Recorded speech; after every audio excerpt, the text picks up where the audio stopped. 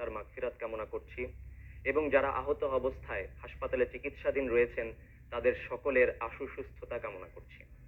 আপনারা সকলেই অবগত আছেন, বৈষম্য বিরোধী ছাত্র আন্দোলনের অন্যতম হটস্পট ছিল উত্তরা। বৈষম্য বিরোধী ছাত্র আন্দোলন চলাকালীন গণহত্যা ও গণগ্রেপ্তারের এক ভয়াবহ দৃশ্য উত্তরাবাসী প্রত্যক্ষ করেছে।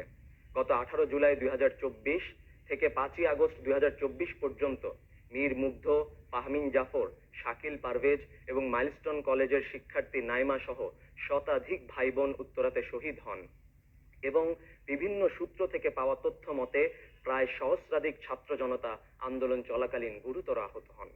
স্থানীয় প্রভাবশালী ব্যক্তিদের সহযোগিতা ছাড়া এই গণহত্যা এবং গণগ্রেপ্তার সম্ভব হতো না। তৎকালীন পুলিশ বাহিনী, ছাত্রলীগ, যুবলীগ এবং আওয়ামী লীগের সন্ত্রাসীরা স্থানীয় কতিপয় ব্যক্তিবর্গের সহযোগিতায় উত্তরাতে গণহত্যা ও গণগ্রেপ্তার চালায়। গত 19 জুলাই শুক্রবার আবু সাইদকে নিয়ে আন্দোলনকারীদের পক্ষে অন্যায়ের বিরুদ্ধে উত্তরা সেক্টর 12 বাইতুন্নুর কেন্দ্রীয় জামে মসজিদের খতিব সাহেব জোরালো বক্তব্য দেন এবং এতে উজ্জীবিত হয়ে ছাত্র ও জনতা একটি বিশাল প্রতিবাদী মিছিল বের করেন। এরই প্রেক্ষিতে খতিব সাহেবকে গভীর রাতে থানায় ডেকে যে শারীরিক ও মানসিক নির্যাতন করা হয় তার নেপথ্যে ছিল মসজিদ কমিটির ও উত্তরা সেক্টর 12 ওয়েলফেয়ার সোসাইটির কতিপয় ব্যক্তিবর্গ। বৈষম্য বিরোধী ছাত্র আন্দোলন যখন চরম পর্যায়ে, তখন ছাত্র হত্যায় অংশগ্রহণকারী তৎকালীন পুলিশ ও অস্ত্রধারী চিহ্নিত ছাত্রলীগের সন্ত্রাসীদেরকে উত্তরা সেক্টর 12 ওয়েলফেয়ার সোসাইটির অর্থায়নে আপ্যায়নের ব্যবস্থা করা হয়। এরই প্রেক্ষিতে উত্তরা 12 নং সেক্টরের আন্দোলনকারী ছাত্র সমাজের পক্ষ থেকে সুনির্দিষ্ট তথ্য প্রমাণের ভিত্তিতে অভিযুক্তদের বিরুদ্ধে পদক্ষেপ গ্রহণ করা হয়।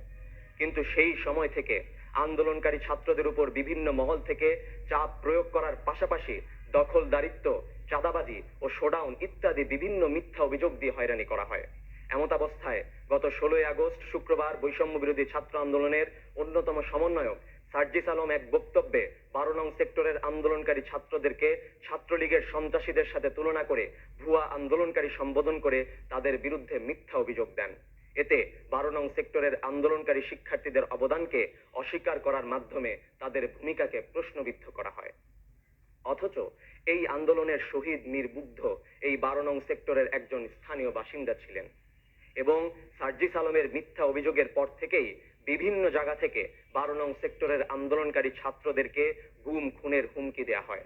এতে করে আন্দোলনকারী ছাত্ররা চরম নিরাপত্তাহীনতার সম্মুখীন হচ্ছেন। এরই প্রেক্ষিতে আমরা গতকাল 16 আগস্ট উত্তরায় বসবাসরত একজন কেন্দ্রীয় সমন্বয়কের মাধ্যমে বৈষম্য বিরোধী ছাত্র আন্দোলনের কেন্দ্রীয় কমিটি বরাবর একটি চিঠি পেশ করি। কিন্তু দুঃখজনক বিষয় হলো আমরা এখন পর্যন্ত সেই চিঠির কোনো সদুত্তর পাইনি। অতএব বর্তমান অবস্থার প্রেক্ষিতে আগামী 24 ঘন্টার মধ্যে সার্জিস আলমের এই বক্তব্য প্রত্যাহার করে উত্তরা 12 নং সেক্টর ছাত্র জনতার কাছে ক্ষমা চাইতে হবে এবং আমাদের পেশকৃত অভিযোগ নিয়ে অনতিবিলম্বে সুষ্ঠু ও নিরপেক্ষ তদন্তের ব্যবস্থা করতে হবে। ধন্যবাদ সবাইকে।